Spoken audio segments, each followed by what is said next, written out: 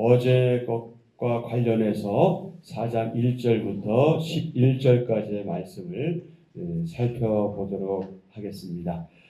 이제 본격적으로 하늘의 보좌 환상이 등장하지요. 이 환상은 하늘나라 천국의 모습을 사실적으로 묘사한 것은 아닙니다. 보좌에서 통치하시는 하나님에 관한 그런 환상이지요. 요한은 이 환상을 통해서 이제 요한계시록 이 편지를 읽는 그런 독자들을 위로하기를 위합니다. 그 당시에 그 유대인들, 소아시아에서 생활하던 유대인들, 로마 제국의 박해를 받던 이 요한계시록 이 편지를 받는 독자들은 우리가 상상할 수 없는 혹독한 현실, 그 어려움을 극복하기 위해서 어떤 확신이 필요했습니다. 그 확신이 무엇입니까? 왕은 누구시다? 하나님이시다. 로마 황제가 아니다. 인간 왕이 아니다. 왕이신 하나님이 뭐 하신다? 다스리신다. 통치하신다. 그러니 어떻게 해라? 위로받고 힘을 내라. 비록 지금 어렵지만 하나님이 역사하신다. 그분이 주권대로 통치하신다. 이런 확신이 필요했던 거죠. 그래서 요한은 먼저 보좌에서 통치하시는 성부 하나님을 1절, 2절, 3절에서 소개하죠. 그 다음에 4절부터 11절에서는요. 24장로와 내 생물의 경배를 설명하죠. 천상의 보좌 환상은 예수님이 어떻게 천상에서 이 땅, 지상의 사역을 행하고 계신가를 보여줍니다. 자, 1절은 어떻게 시작합니까? 일 후에 내가 보니, 내가 보았다라는 말로 시작하면서 하늘의 보좌 환상을 소개하고 있습니다. 그래서 요한계시록 4장은 하늘의 예배에 관한 내용이다. 자, 4장 1절부터 보겠습니다. 이 일 후에 내가 보니 하늘에 열린 문이 있는데 내가 들은 바 처음에 내게 말하던 나팔 소리 같은 그 음성이 이르되 이리로 올라오라. 이후에 마땅히 일어날 일들을 내가 너에게 보이리라 하시더라. 내가 곧 성령에 감동되었더니 보라, 하늘에 보좌를 베풀었고 그 보좌 위에 앉으신 이가 있는데 앉으신 이의 모양이 벽옥과 홍보석 같고 또 무지개가 있어 보좌에 둘렸는데 그 모양이 녹보석 같더라. 또 보좌에 둘려 24 보좌들이 있고 그 보좌들 위에 24 장로들이 흰옷을 입고 머리에 금관을 쓰고 앉았더라. 보좌로부터 번개와 음성과 우레소리가 나고 보좌 앞에 켠 등불 7이 있으니 이는 하나님의 7 영이라.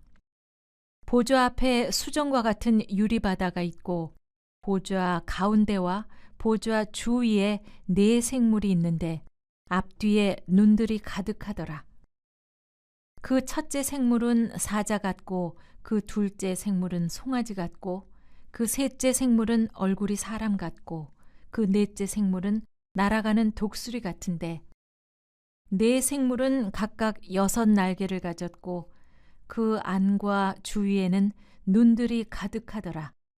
그들이 밤낮 쉬지 않고 이르기를 거룩하다 거룩하다 거룩하다 주 하나님 곧 전능하시니여 전에도 계셨고 이제도 계시고 장차 오실 이시라 하고 그 생물들이 보좌에 앉으사 세세토록 살아계시는 이에게 영광과 존귀와 감사를 돌릴 때 24 장로들이 보좌에 앉으신 이 앞에 엎드려 세세토록 살아계시는 이에게 경배하고 자기의 관을 보좌 앞에 들이며 이르되 우리 주 하나님이여 영광과 존귀와 권능을 받으시는 것이 합당하오니 주께서 만물을 지으신지라 만물이 주의 뜻대로 있었고 또 지으심을 받았나이다 하더라. 아멘. 아멘.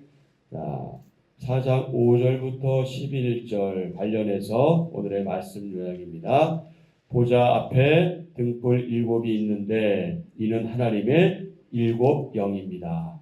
보좌 앞에 수정과 같은 유리바다가 있고 주위에 네 생물이 있는데 앞뒤에 눈이 가득합니다. 생물들은 보좌에 앉으신 이에게 영광과 존귀와 감사를 돌립니다. 24장로는 보좌에 앉으신 이에게 경배하며 자기의 관을 드립니다. 자, 오늘 5절부터 11절 말씀, 먼저 5절부터 9절의 주제는 무엇입니까? 생물의 찬양이었죠. 어제 1절부터 4절은요, 하늘 보좌에 앉으신 진정한 통치자였죠. 5절부터 9절의 주제는 네 생물의 찬양, 그리고 10절과 11절은 24장로의 찬양, 이렇게 구분되어 있습니다. 자, 요한계시록은 어떤 책이다? 찬양과 경배의 책입니다. 찬양과 경배의 책이다. 이게 이제 예언, 환상 이런 것들이 나오니까 우리가 좀 어렵다 이렇게 생각할 수 있는데 뭘 생각하면 되냐면 이것은 하나님께 찬양하고 경배하는 내용이구나 이렇게 생각하시면 됩니다. 4장에는 영광성이 두 차례 나오는데 8절과 9절 네 생물의 영광성, 그리고 10절, 11절 24장로의 영광성 이렇게 두 차례 나오죠. 우상 숭배와 황제 숭배가 만연한 가운데서 하나님만이 경배의 대상임을 뭐하는 것이다? 선포하는 것이다. 하나님은 피조물과는 근본적으로 다른 어떤 분이시다? 전능하신 분이시다. 그분은 죄인이 가까이 갈 수 없는 영광 가운데 계십니다. 하나님 보좌에서 번개와 음성과 우레소리가 나는데 마치 이는 시내산에 하나님이 임하셨을 때 현상과 유사합니다. 내 생물은 찬양하죠. 하나님의 무엇을? 거룩하심을 찬양합니다. 자, 우리 8절. 자, 시작. 8절. 내 생물은 각각 6날개를 가졌고 그 안과 주위에는 눈들이 가득하더라. 그들이 밤낮 쉬지 않고 이르기를 거룩하다 거룩하다 거룩하다 주 하나님 곧 전능하신 이여 전에도 계셨고 이제도 계시고 장차 오실 이시라. 아멘. 밤낮 쉬지 않고 하나님을 찬양하는 모습이죠. 거룩함은 도덕적, 윤리적인 차원을 넘어서 하나님의 초월성을 가리킵니다. 그저 하나님을 좋으신 분 정도만 아는 것으로 충분하지 않습니다. 하나님은 어떤 분이시다? 피조물이 측량할 수 없는 위대하신 분이시다. 어떤 말로도 설명할 수 없어요. 인간이 아무리 수려하고 화려한 언어를 구사한다 할지라도 하나님에 대해서 감히 묘사할 수 없습니다. 그런데 바울은 디모데전서 6장 15절 16절에서 이렇게 말씀합니다. 하나님은 복되시고 유일하신 주권자이시며 만왕의 왕이시며 만주의 주시요 오직 그에게만 죽지 아니함이 있고 가까이 가지 못할 빛에 거하시고 어떤 사람도 보지 못하였고 또 볼 수 없는 이시니 그에게 존귀와 영원한 권능을 돌릴지어다. 아멘. 아멘.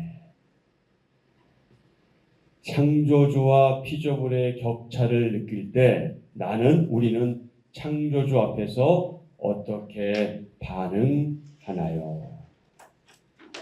우리는 하나님 앞에서 감히 나설 수 없는 존재들입니다. 교만할 일이 하나도 없는 존재들이에요.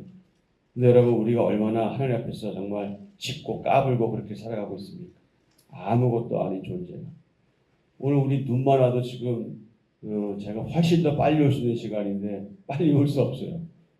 눈 조금 내린 것이잖아요. 러시아 같은 데는 훨씬 더 많이 온다고 하는데, 그러니까 자연의 그 이치, 자연의 섭리, 그러니까 비만 좀 와도 눈만 좀 와도 어떻게 할 수 있는 인간들이 그렇게 잘난 척하고 하는지 알 수가 없는데 이 위대하신 하나님 앞에서 감히 피조물이 어떻게 반응해야 될까요? 우리는 이미 그 정답을 알고 있죠. 자, 9절에 보면은 그 생물들이 보좌에 앉으사 세세토록 살아계시는 이에게 뭐를 돌릴 때에 영광과 존귀와 감사를 돌릴 때에 말씀하고 있죠.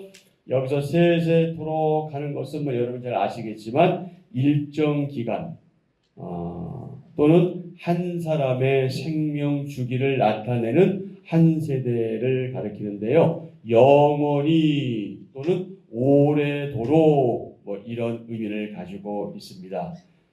출애굽기 3장이나 10편 72편 이런 데는 대대로 뭐 이렇게 번역되기도 했습니다. 영원히 오래도록 이런 뜻이다. 자, 두 번째 10절 11절 소주제가 무엇이었다? 24장로의 찬양. 자, 앞에는 누구의 찬양? 네 생물의 찬양. 근데 여기서는 24장로의 찬양. 24장로는 하나님께 받은 면류관을 하나님 보좌 앞에 내려놓지요. 영광스러운 존재지만 24장로 역시 피조물이기에 하나님의 절대 주권 앞에 어떡합니까? 무릎을 꿇습니다. 10절 24장로들이 보좌에 앉으신 이 앞에 엎드려 세세토록 살아계시는 이에게 경배하고 자기의 관을 보좌 앞에 드리며 이르되 보좌에 앉으신 이 앞에 엎드려 세세토록 살아계시는 이에게 경배하고 예배는 다른 말로 말하면 무릎 꿇는 것입니다. 무릎 꿇는 거예요. 누구에게 무릎 꿇느냐? 오직 한 분만을 위해서 무릎 꿇는 것이에요. 보좌에 앉아 계신 영원토록 사시는 그분을 제외한 모든 사람은 뭐 해야 한다? 엎드려야 한다. 그리고 자기가 가진 모든 것을 내려놓아야 한다. 그것이 면류관이라 할지라도 내려놓아야 한다. 왜냐하면 면류관을 주시는 분이 누구이기 때문에 하나님이시기 때문에. 우리의 예배는 어떤가요? 저의 예배는 어떻고 여러분의 예배는 어떻습니까? 하나님을 위해 진정으로 예배합니까? 아니면 사람에게 좋게 보이려고 예배합니까? 하나님을 높여드린다고 하면서 오히려 그분 자리에서 혹 우리가 예배 받으려 하지 않는가? 하나님의 영광은요, 무겁고 모든 것을 압도합니다. 그 영광이 임하면 모든 사람은 그냥 그 앞에서 엎드려질 뿐이에요. 그냥 고개를 들 수가 없는 거죠. 마치 이 예가 적당할지는 모르겠지만 왜 왕정시대 우리나라만 해도 왕이 한번 이렇게 출도하면 백성들이 다 어떡합니까? 뻣뻣이 서가지고 왕오래 이러지 않잖아요. 어떡합니까? 납작 엎드리잖아요. 예, 일개 왕의 앞에서도 엎드리는데 지금 이 시대는 우리가 대통령 앞에 엎드리진 않지만 여러분 만약에 이 자리에 대통령 뭐 좋아하고 싫어하는 사람이 있겠지만 내가 싫어한다 할지라도 여기에 딱 윤 대통령이 뜨면은 여러분 뭐야? 왜 했어? 이럴 사람 있어요? 못하잖아요. 할 수 없어. 왜 못하는지 아세요? 경호원들이 제지하거든. 네, 일개 대통령 앞에서도 일개 왕 앞에서도 엎드리고 존경심을 드러내 보이고 그런데 우리가 하나님 앞에서 어떻게 할 수가 없는 거죠? 예, 하나님의 영광은 무겁고 모든 것을 압도합니다. 그래서 그 영광이 임하면 모든 사람은 그 앞에서 그냥 엎어질 뿐이에요. 믿는 사람은 예배를 통해서 승리를 누립니다. 여러분, 예배의 중요성에 대해서 망각하지 마십시오. 잊지 마십시오. 예배에 대해서는 아무리 강조해도 지나치지 않습니다. 예배는 승리를 축하하는 일종의 잔치입니다. 승리의 원천은 만물을 창조하고 만물을 존재하게 하신 하나님 바로 그분이십니다. 그래서 24장로들이 어떡합니까? 보좌에 앉은 이 앞에 뭐 했어요? 엎드렸어요. 그리고 세세토록 살아계시는 게 뭐였어요? 경배했어요. 찬양했어요. 뭐 했다는 얘기예요? 예배했다는 얘기예요. 사탄은 에덴 동산에서부터 창조주와 피조물의 구별을 없애거나 약화시키려 했지요. 인류의 비극이 무엇입니까? 피조물이 자신의 위치를 망각한 데서 시작되었습니다. 이것은 성도가 멀리할 두 가지 바벨탑의 정신 멀리해야 되죠. 이 인본주의 정신 멀리해야 합니다. 하나님보다 높아지려는 이 교만한 자세, 태도. 로마의 이 도미티안 황제는 도미티아누스라고도 발음하는데 이 도미티안 황제는 이렇게 부르겠다고 하죠. 뭐라고 부르겠어요? 자기가 뭐라고요? 주님이요 하나님이다. 이런 망령된 일이 어디 있습니까? 자기가 주요, 자기가 신이다. 이렇게 부르겠다는 거예요. 하지만 여러분, 주님이시요 하나님이라고 부름, 호칭을 받을 이는 누구밖에 없어요? 하나님. 성경에 계시된, 성경에 나타나신, 성경에서 가리키는 유일신 여호와 하나님 한 분뿐이십니다. 우리는 바로 그분을 믿고 있죠. 자, 만물의 창조주여, 결국 다 같이요. 만물의 창조주여, 전능자여, 절대 주권자이신 하나님만이 경배의 대상이요 영광과 존귀와 권능을 받기에 합당하십니다. 아멘. 11절. 우리 주 하나님이여 영광과 존귀와 권능을 받으시는 것이 합당하오니 주께서 만물을 지으신지라 만물이 주의 뜻대로 있었고 또 지으심을 받았나이다. 아멘. 아멘. 나는 하나님을 어떤 분으로 고백하나요? 여러분은 하나님을 어떤 분으로 고백하십니까? 그 고백을 담아 하나님을 찬양하십시오. 자, 이제 정리하겠습니다. 하늘의 보좌 위에 앉아 계신 하나님은 24 장로들과 내 생물로 대표되는 모든 백성 그리고 피조물로부터 찬양과 경배와 예배를 받으시기에 합당하신 유일한 창조주 그리고 주권자이시다. 그러기에 하늘의 보좌에 앉으신 하나님을 향해 천상의 존재들이 찬양과 경배를 드리죠. 이를 본받아서 저와 여러분, 교회는 만물을 창조하시고 통치하시는 하나님께만 찬양과 경배를 드려야 한다. 하늘의 보좌 위에 앉으신 하나님은 이 세상의 그 어떤 것과도 비교할 수조차 없는 영광을 지니신 분이십니다. 하늘 보좌에 앉으신 하나님은 그분의 모든 백성과 새 피조물에게 둘러싸여서 영광을 받으시기에 합당하신 분이십니다. 하늘 보좌에 앉으신 하나님은 모든 피조물로부터 경배를 받기에 합당하신 만물의 창조주이시다, 주권자이시다. 오늘날 지역교회는 각종 오염으로 뿌옇게 흐려진 하늘과 같이 참 암담하고 암울한 상태에 있습니다. 하지만 성경은 우리에게 뭐라고 표현할까요? 그 총천연색, 그 휘황찬란한 새 하늘을 보여주고 있죠. 바로 이것이 소망이다. 누구의 소망이냐? 교회의 소망이다. 저와 여러분의 소망이다. 자, 교회는 하나님의 영광에 기초하기에 날마다 하나님을 경험하며 그렇게 살아갑니다. 교회는 하나님을 예배하고 영화롭게 하기 위해 존재합니다. 여러분, 이것이 우리의 존재 이유요 전부예요. 하나님을 예배하고 영화롭게 하기 위해서 존재합니다. 먹든지 마시든지 무엇을 하든지 죄악된 일, 악한 일, 나쁜 일 빼고 모든 일. 그러니까 직장 생활도 누굴 위해 하는 거예요?